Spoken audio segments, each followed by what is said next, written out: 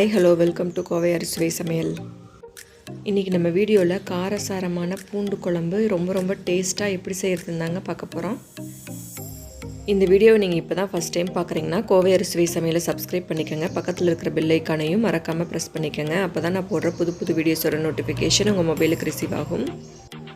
வாங்க ரொம்ப டேஸ்ட்டான இந்த பூண்டு குழம்பு எப்படி செய்கிறதுன்னு பார்க்கலாம். கடாய் வச்சுட்டு கடாயில் 3 ஸ்பூன் நல்லெண்ணெய் ஊற்றிக்கோங்க. எண்ணெய் நல்லா காஞ்சதும் 1 ஸ்பூன் கடுகு நல்லா பொரிஞ்சதும் 1 டீஸ்பூன் உளுந்து, 1 டீஸ்பூன் வெந்தயம், ஒரு கொத்து கருவேப்பிலை ஆட் பண்ணிக்கோங்க. கொஞ்சம் சின்ன வெங்காயத்தை கட் பண்ணி சேர்த்துட்டு நல்லா வதக்கிக்கோங்க.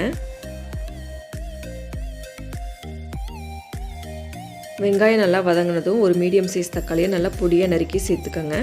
சேர்த்துட்டு இதையும் நல்லா வதக்கிக்கோங்க. இப்போ 20 பல்லு பூண்டு சேர்த்துருக்கேங்க. இந்த பூண்டை சேர்த்துக்கிட்டு நல்லா வதக்கிக்கோங்க. இது எல்லாத்தையுமே நல்லா ஃப்ரை பண்ணிக்கோங்க. அப்போ தான் குழம்பு நல்லா டேஸ்ட்டாக இருக்குங்க. இப்போ பூண்டு நல்லா வதங்கினதும் 2 ஸ்பூன் மல்லித்தூள் ஆட் பண்ணிக்கோங்க. 1 ஸ்பூன் மிளகாய்த்தூள் ஆட் பண்ணிக்கோங்க. தேவையான அளவு உப்பு சேர்த்துக்கோங்க. 1 டீஸ்பூன் மஞ்சத்தூள் ஆட் பண்ணிக்கோங்க. இது எல்லாத்தையும் சேர்த்துட்டு நல்லா வதக்கிக்கோங்க. இந்த மசாலாலாம் நல்லா வதங்கினதுக்கப்புறமா தேவையான அளவு தண்ணி சேர்த்துட்டு நல்லா மிக்ஸ் பண்ணிக்கோங்க. பாருங்கள், மசாலாவோட பச்சை வாசனைலாம் போயிடுச்சு. நல்லா கிரேவி மாதிரி திக்காக வந்துருச்சு. இப்போ ஒரு நெல்லிக்காய் சைஸ் புளியை நான் ஊற வச்சு வச்சுருக்கேங்க. இதை நல்லா கரைச்சிட்டு நல்லா வடிச்சிட்டு இதில் சேர்த்துக்கோங்க. புளி கரைசல் சேர்த்ததுக்கப்புறமா நல்லா மிக்ஸ் பண்ணிக்கோங்க. 1 ஸ்பூன் குழம்பு மிளகாய் தூள் ஆட் பண்ணிக்கலாங்க. இது வீட்டிலேயே ப்ரிப்பேர் பண்ண பொடிங்க. இது வத்த குழம்பு, புளிக்குழம்பு இது எல்லாத்துக்குமே சேர்த்துக்கலாம். இந்த குழம்பு மிளகாய் தூள் சேர்த்ததுக்கப்புறமா இந்த குழம்புக்கு தேவையான அளவு தண்ணி ஆட் பண்ணிவிட்டு நல்லா மிக்ஸ் பண்ணிக்கோங்க. இப்போ இந்த குழம்பு நல்லா கொதித்து வெந்து வரட்டுங்க. அது வரைக்கும் ஒரு 10 நிமிஷம் லிட்டு போட்டு மூடி வச்சுருங்க. அதுக்கப்புறம் பார்க்கலாம். பாருங்கள், 10 நிமிஷம் ஆச்சு. குழம்பு நல்லா திக்காக நல்லா கிரேவி மாதிரி வந்துருச்சுங்க. பூண்டு குழம்பு இந்த மாதிரி திக்காக தாங்க இருக்கணும். அப்போ தான் நல்லாயிருக்கும் சாதத்தில் போட்டு சாப்பிட்றதுக்கு.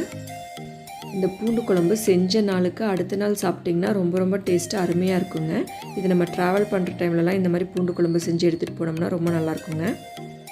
இந்த மாதிரி திக்காக செஞ்சு கைப்படாமல் எடுத்து வச்சிட்டிங்கன்னா நம்மளுக்கு 1 வாரம் வரைக்கும் நம்ம வச்சு சாப்பிட்லாங்க. ஃப்ரிட்ஜில் ஸ்டோர் பண்ணிக்கலாம். ரொம்ப டேஸ்ட்டு நல்லாயிருக்குங்க.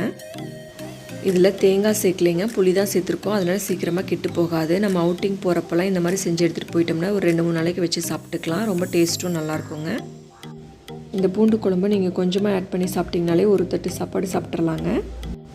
இது ரச சாதம், சாம்பார் சாதம், தயிர் சாதத்துக்கெலாம் ஊறுகாய் மாதிரி வச்சு கூட சாப்பிட்டுக்கலாங்க. ரொம்ப நல்லாயிருக்கும் டேஸ்ட்டு.